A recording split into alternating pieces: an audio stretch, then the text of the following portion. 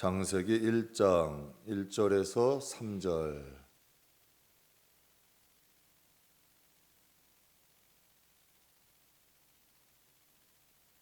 우리 다 찾으셨으면 창세기 1장 1절에서 3절 함께 봉독하겠습니다. 태초에 하나님이 천지를 창조하시니라.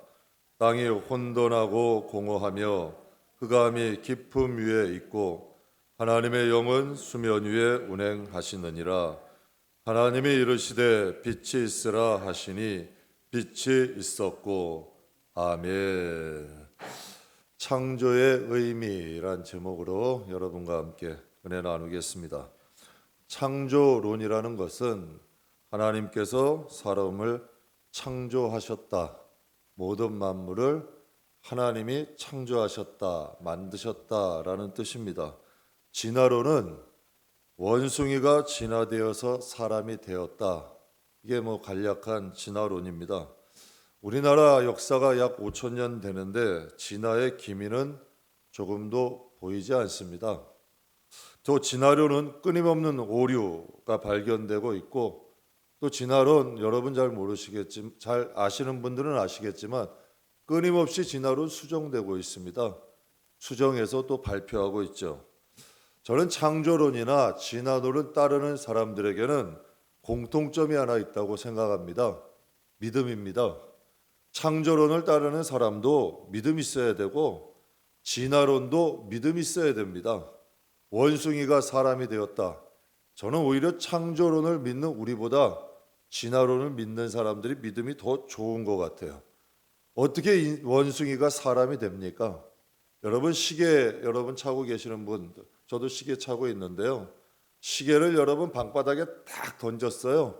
부속이 아주 시계는 복잡하잖아요. 그 복잡한 구조물들이 여러분 흩어져 있다가 자동적으로 시계가 될 수 있나요? 여러분 그거 사람이 모으지 않고 맞추지 않으면 그 시계 될 수 없잖아요. 사람이라는 존재가 얼마나 복잡한데요. 시계에 비유하겠습니까?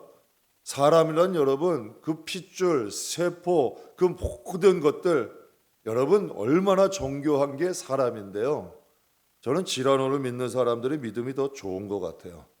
저는 여러분과 함께 창조에 담긴 의미가 무엇이 있을까? 하나님께서 인간을 창조하시고 세상을 창조하셨는데 이 창조 속에는 어떠한 의미가 담겨 있는가? 여러분과 함께 잠깐 은혜 나누겠습니다. 창조 속에 담긴 의미 첫 번째는 질서입니다. 창조에는 질서가 담겨 있어요. 선진국일수록 특징이 있죠. 질서 있습니다. 선진국이라는 것은 법이 잘 세워진 나라가 선진국입니다. 모든 사람에게 투명하게, 평등하게, 또 뭔가 정돈돼 있고 질서 있는 것, 이게 선진국의 특징이죠. 여러분 후진국 한번 가보셨습니까? 인도인지 차도인지 분간 안 됩니다. 신호등 없습니다. 사람 다 차 다 뒤엉켜져 있죠. 특징이 뭔가요? 부정부패 많습니다. 정돈돼 있지가 않죠.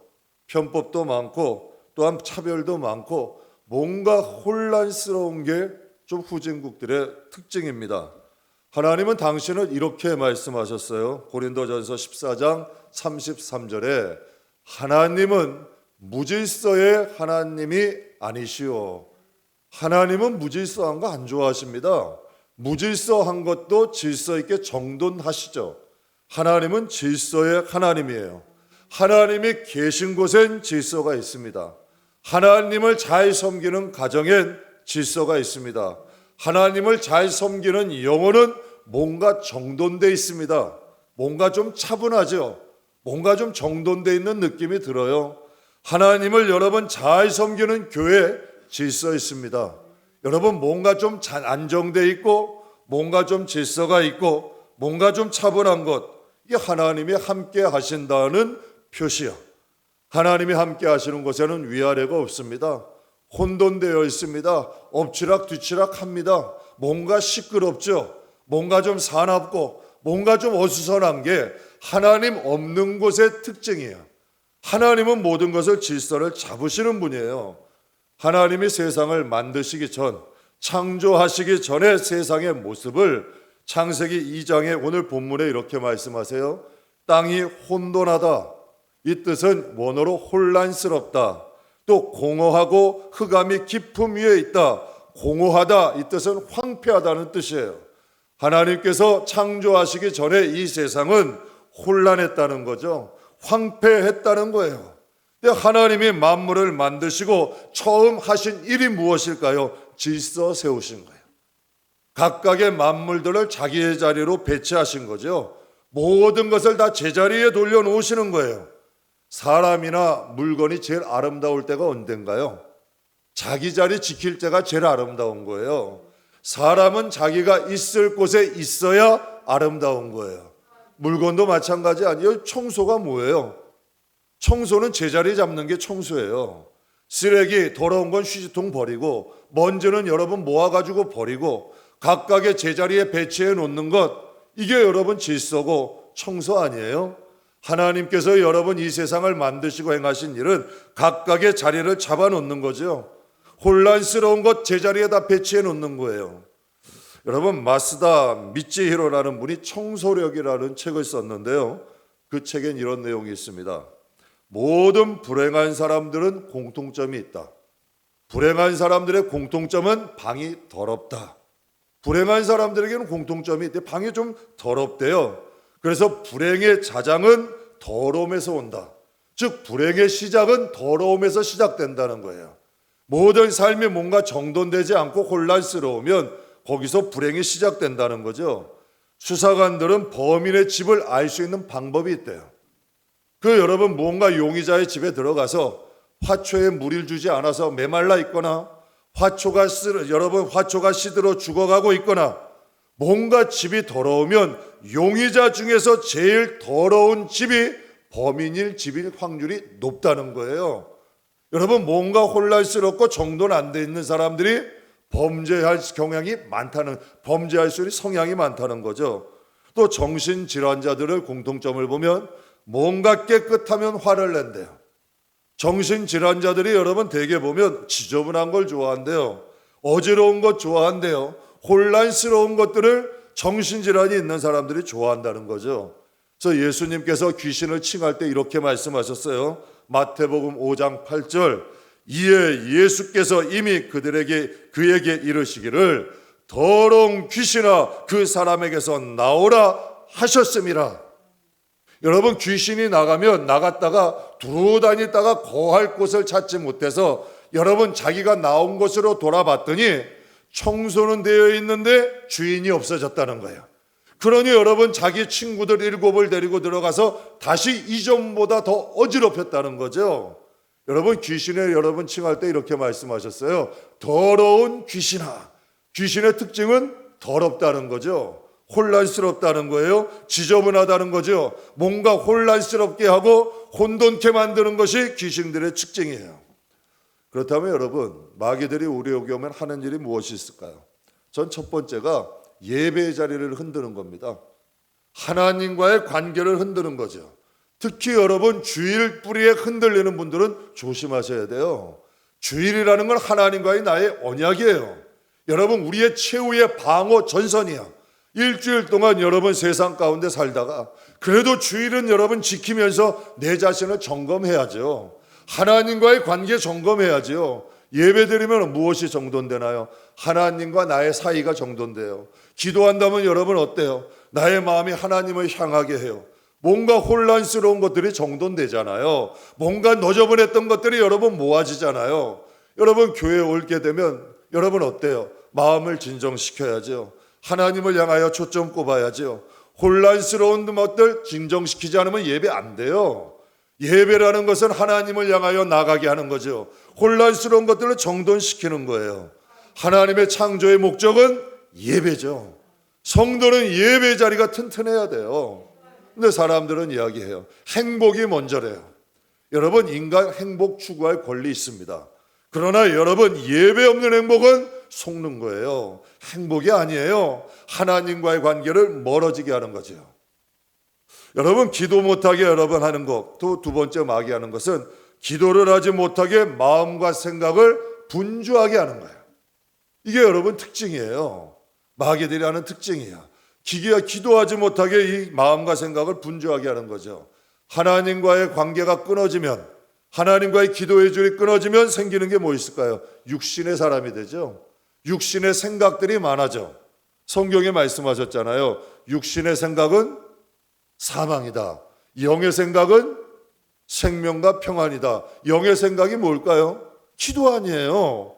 하나님을 생각하고 하나님 앞에서 생각하고 하나님의 뜻대로 생각하고, 이게 기도잖아요. 영적 생각이 끊어지면 당연히 인간은 육적인 생각으로 갈 수밖에 없는 거예요.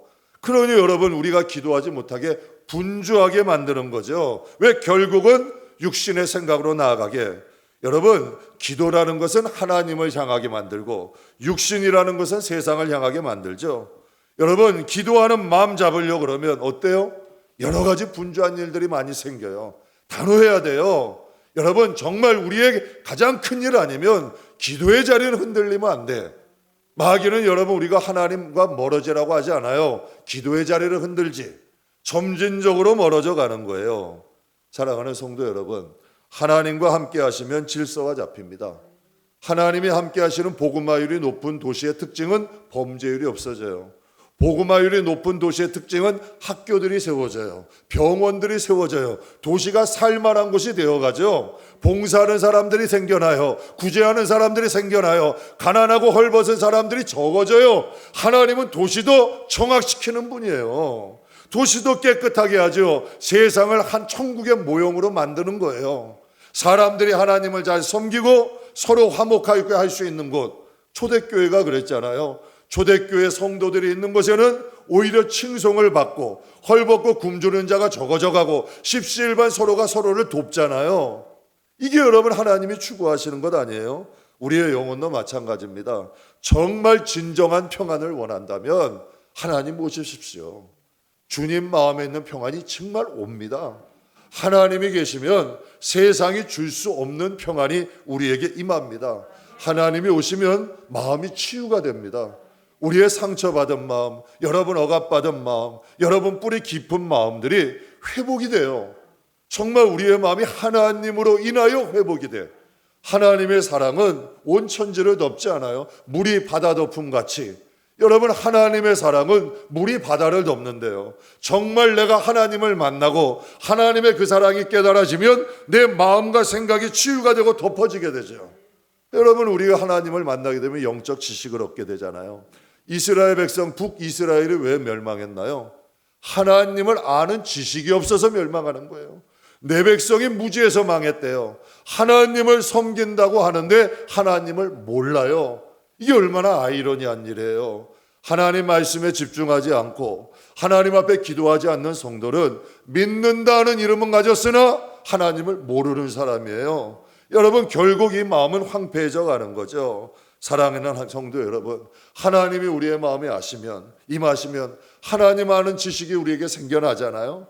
그러다 보면 우리의 마음에 생명이 오는 거예요. 말씀과 기도를 통하여 우리 안에 생명 공급되고 우리 안에 평안이 임하게 되고 우리의 영혼은 치유하게 되고 날로 날로 새로워져 가는 거죠. 우리의 생각과 추구하는 것들이 새로워져요. 우리의 마음도 여러분 새로워져요. 그럼 우리의 영혼이 회복되면 당연히 육신은 회복되죠. 여러분, 마음에 근심과 걱정이 많은 사람들이 건강할 수 있어요? 만병의 근원은 스트레스래요.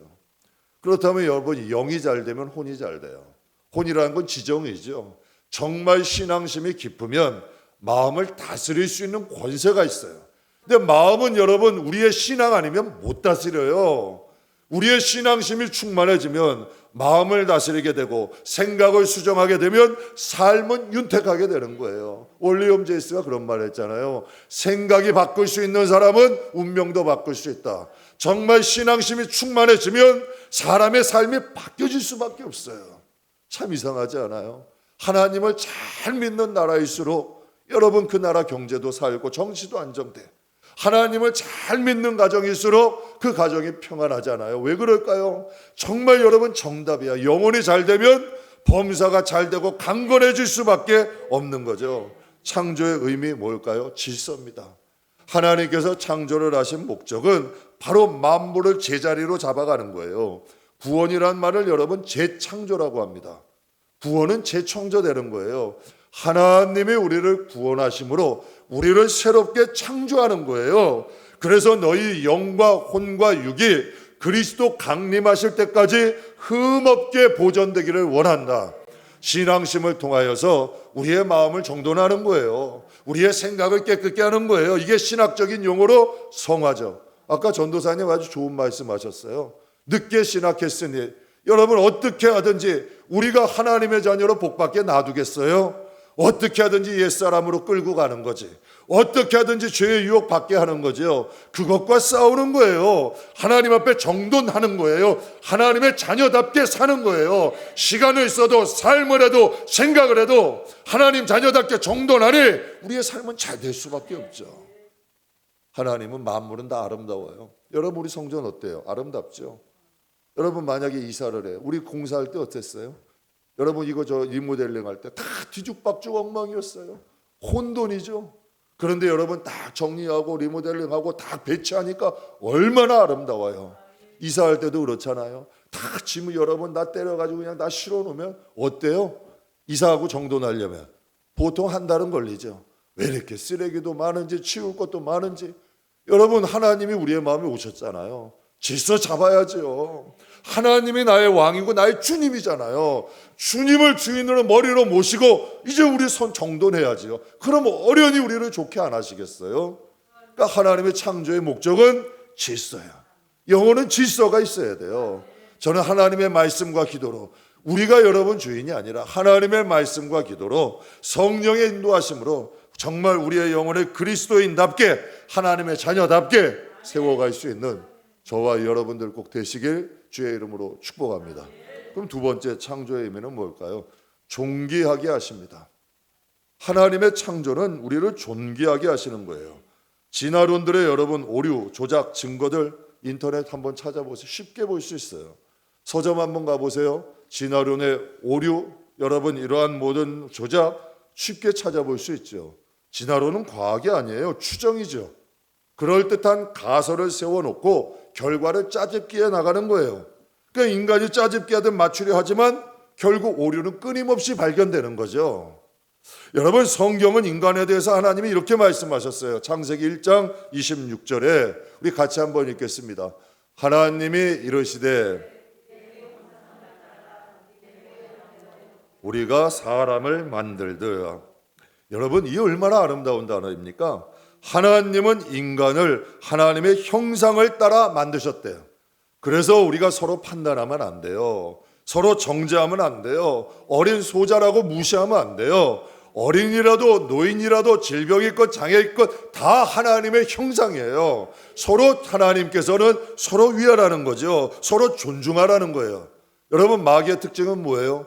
너도 무시하고 나도 무시받고예요. 상대방도 무시하고 여러분 상대방을 무시하는데 내가 어떻게 존귀함을 받아요? 상대방도 무시하고 상대방도 판단하고 나도 정죄받고 이게 마귀들이 원하는 것이죠. 진화론의 가장 큰 문제는 뭘까요? 뿌리를 부정하는 거예요. 인간의 정체성을 파괴하는 거죠. 하나님의 형상이라면 존귀함 아니에요? 그런데 여러분 인간은 어때요? 인간을 평가할 때 돈으로 사람을 평가해요. 집으로 사람을 평가해요. 학력으로 사람을 평가해요. 직업으로 사람을 평가해요. 여러분 사람의 존재를 그것으로 평가하는 거예요. 근데 가장 여러분 안타깝고 걱정되는 게 그게 교회에서도 발견된다는 얘기예요. 안 돼요. 정말 이 영혼 하나 존재 자체로 소중한 거예요. 예수님을 모셨으면 소중한 거야. 성령으로 거듭나면 소중한 거예요. 그건 귀중한 사람이에요. 함부로 하면 안 되는 거예요. 여러분 인간도 자신이 키우는 강아지를 반려견이라 하죠. 인생을 함께 할 수 있는 동물이에요. 여러분 옷도 입히고 자식 키우듯 해요. 얼마나 소중하면. 제가 한 번은 산책을 가는데 한 중년 부부가 유모차를 끌고 가시더라고요. 그래서 야 늦둥이 보셨구나. 그래서 이렇게 지나오시길래 이렇게 봤더니 강아지가 아주 큰 대자로 탁 누워있더라고요. 강아지를 유모차에다 태우고 중년 부부가 그거 끌고 가고 있는 거예요. 야, 그 정도면 개팔자가 사람보다 낫죠. 여러분 강아지도 주인 잘 만나면 존귀하게 되더라고요. 우리 저희 딸아이 사위도 유기견 하나 분양받아서 키우는데요. 제가 새벽에도 잠깐 말씀드렸는데 그 뭐 개를 정말 좋아하는 가게에 그 뭐 강아지를 끌고 갔었나 봐요. 그러더니 딱 보더니 그 주인은 강아지를 오래 키워놓으니까 그 강아지를 딱 보더니 그러더래요. 야, 너도 행복하구나. 그게 얼굴에 써 있나 봐요. 강아지도.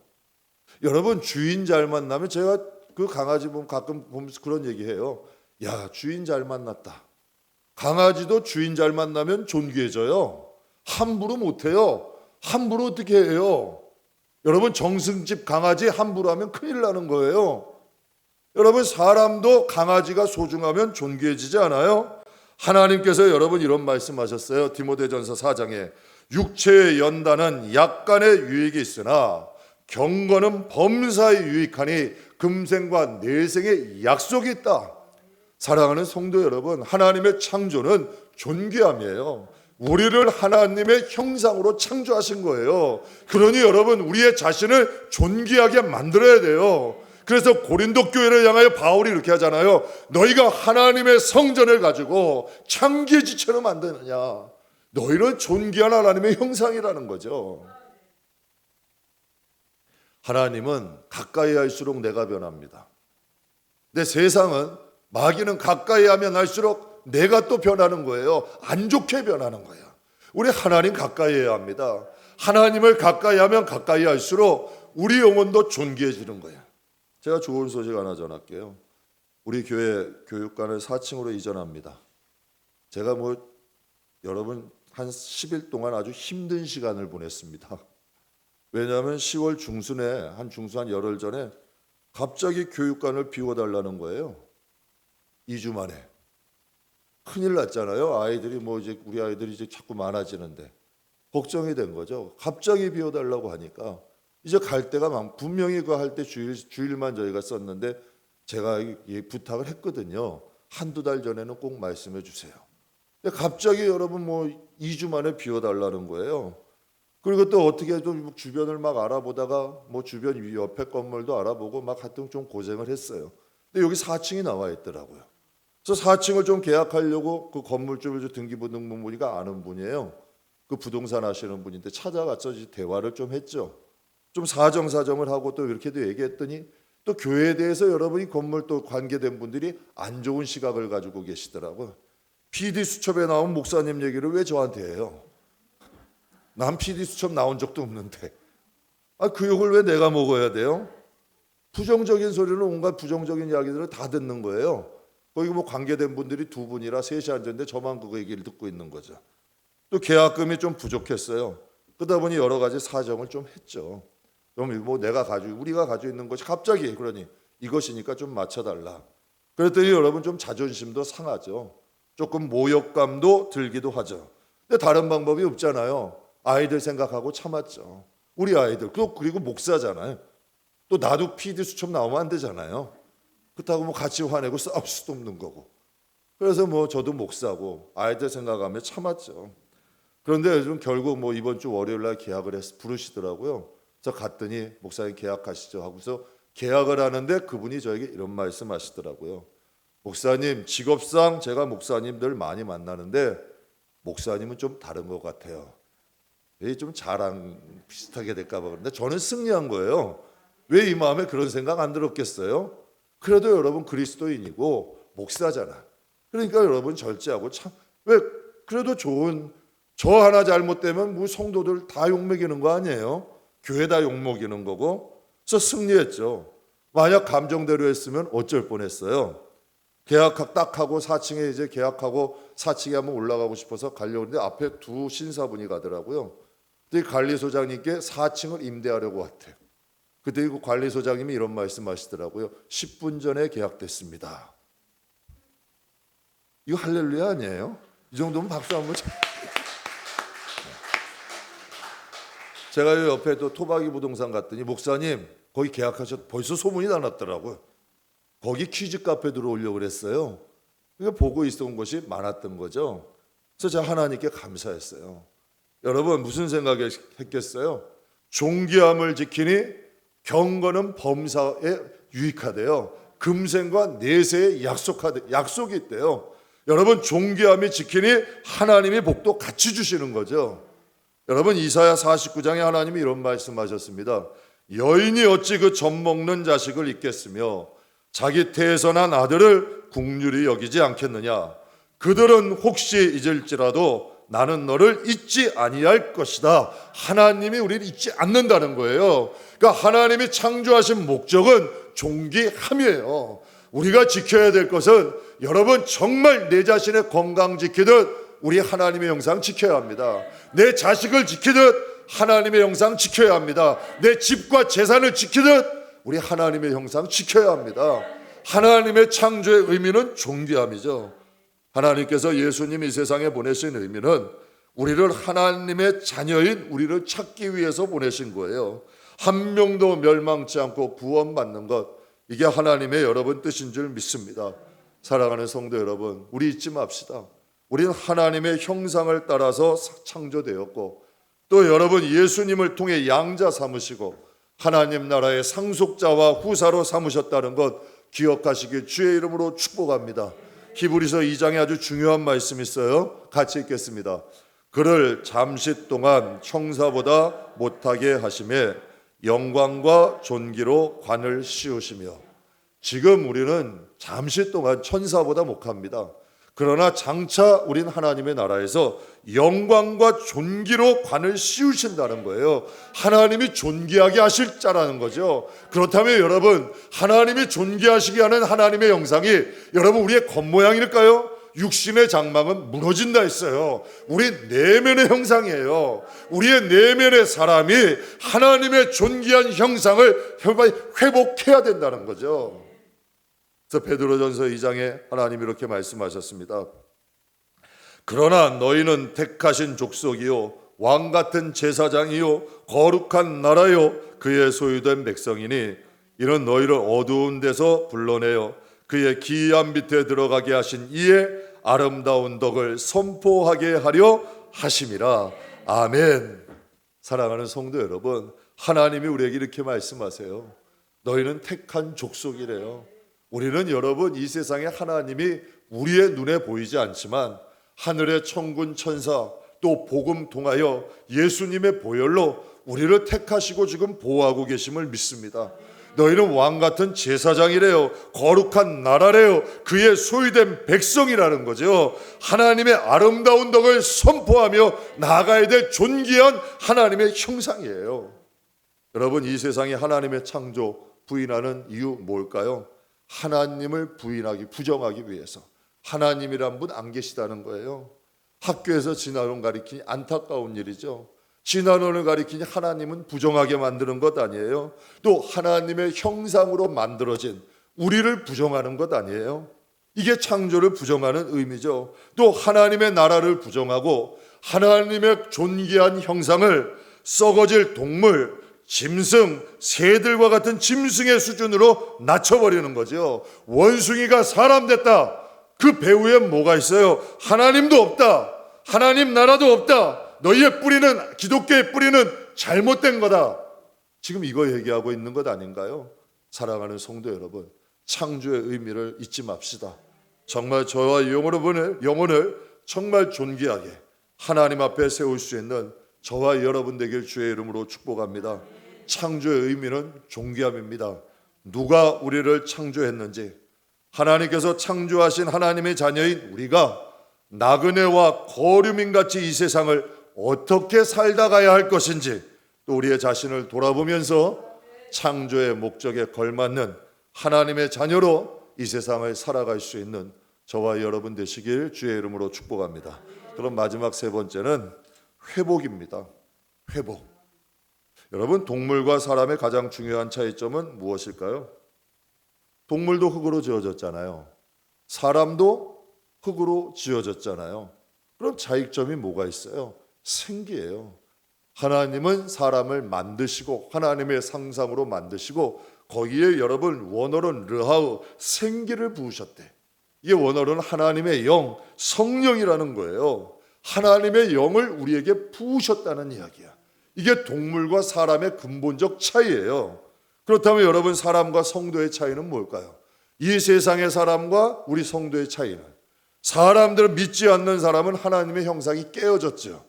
겉모양은 가지고 있지만 그들에겐 영이 없어요. 하나님의 영, 혼과 육은 있지 지정의는 생각할 줄 알아요. 그러나 하나님을 아버지라 부를 수 있는 영이 없어. 하나님의 나라를 고향을 바라볼 줄 아는 영이 없어요. 똑같은 사람의 형상이 돼 그들에게는 혼과 육만 있고 우리에게는 하나님의 영이 있지요. 그 영을 통하여 우리의 혼도 살고 우리의 육도 사는 거예요. 그러니까 이 가장 근본적인 차이점이죠. 성도는 하나님의 복음을 들었어요. 복음을 듣고 어떻게 회개하잖아요. 하나님이 회개하면 예수를 믿고 회개하면 선물로 하나님의 성령을 받을 것이다. 거듭나지 아니하면 너희가 물과 성령으로 거듭나지 아니하면 하나님의 나라는 보지도 못한다고 했어요.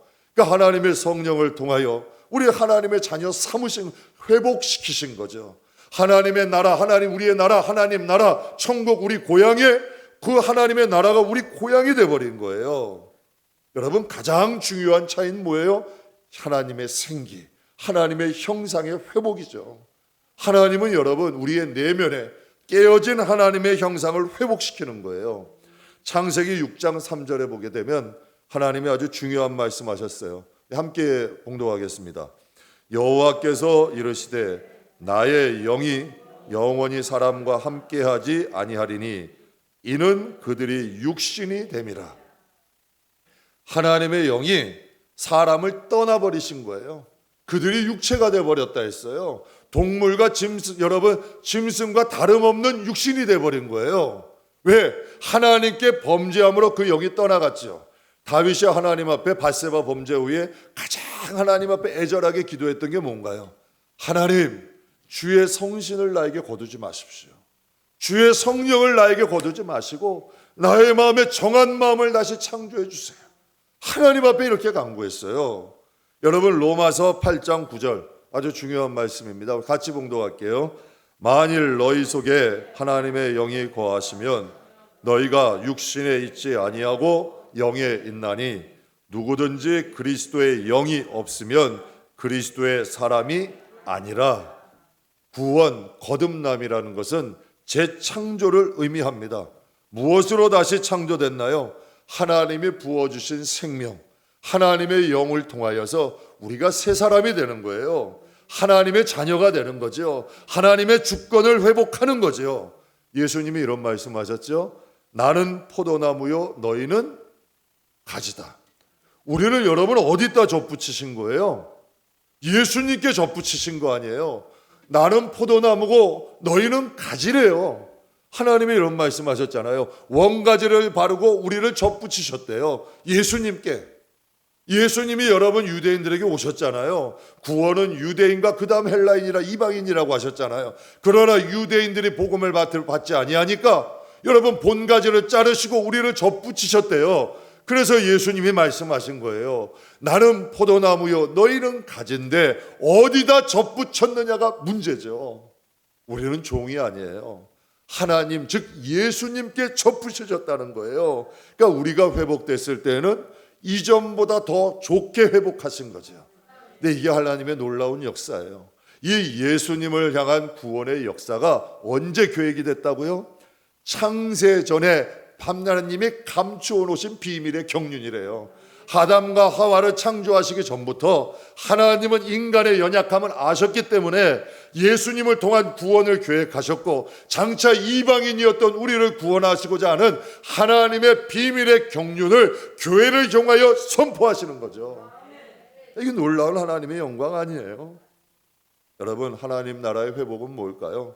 바로 여러분 하나님의 창조의 회복, 창조의 의미는 회복인데 하나님께서 우리에게 허락하시는 회복은 자녀의 권세를 회복시키십니다.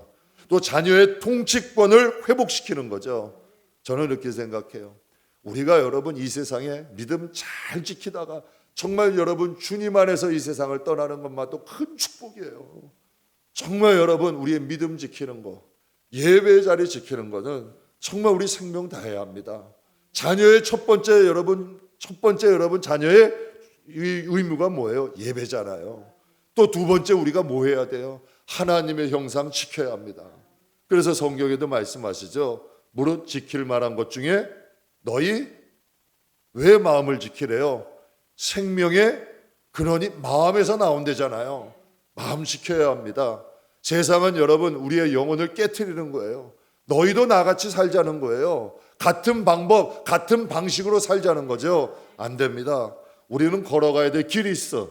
어떤 길? 예수님이 걸어가신 길, 주님의 발자취. 제 김구 선생님 말 참 좋아하는데요. 눈길을 거질 때 어지럽게 걷지 마라. 너희를 누군가에게 뒤를 쫓아가는 사람이 이정표가 된대요. 여러분 사도 바울이 이런 고백했죠. 너희는 내가 그리스도를 본받았으니 나를 본받아라. 그리고 너희를 본받고 따라오는 사람들은 주목해라. 이게 그리스도인입니다. 여러분 우리는 지금 어떤 길 가고 있나요? 하나님의 여러분 형상을 회복했으면 주님의 뒷모습 바라보고 쫓아갑시다. 그래서 여러분 정말 하나님의 영원한 주권이 다 회복되는 저와 여러분 되기를 주의 이름으로 축복합니다. 말씀 마무리하겠습니다. 창조의 의미 여러분 세 가지 말씀드렸습니다. 하나님의 말씀과 기도로 지어져가는 하나님의 자녀가 꼭 되시길 주의 이름으로 축복합니다. 우리는 회파된 성읍과 같습니다. 이제 구원을 받은 건 씨가 온 거죠. 시작이에요. 구원을 받은 하나님의 자녀는 말씀과 기도로 지어져 가야 합니다. 그래서 집을 짓는 사람들이라고 하지 않아요? 그리고 여러분 세상에 산다고 세상 사람 되지 맙시다. 스스로를 좀 소중하게 여깁시다. 스스로를 좀 존귀하게 여깁시다. 분명히 기름 등불에 기름 준비하라 하셨어요. 성도는 신부단장 해야 합니다. 존귀함을 잃어버리지 않는. 베레아 성도들 뭐라 했어요? 사도행전에 저들은 신사적이다 했어요. 저는 저와 여러분도 정말 여러분 베레아 성도들처럼 신사적인 그리스도인 믿음의 사람 되시길 주의 이름으로 축복합니다. 그리고 회복은 하나님 나라 가서 회복되는 거 절대 아닙니다. 이 세상에서 하나님 말씀과 기도와 여러분 성령으로 하나님의 형상 회복해야 합니다. 하나님의 주권 회복해야 합니다. 그래서 정말 주님 앞에 배울 때 주님의 말씀처럼 영과 혼과 육이 흠도 점도 티도 없이 정말 주님을 맞이할 수 있는 귀한 성도들 다 저와 여러분이 다 되시기를 주님의 이름으로 축복합니다.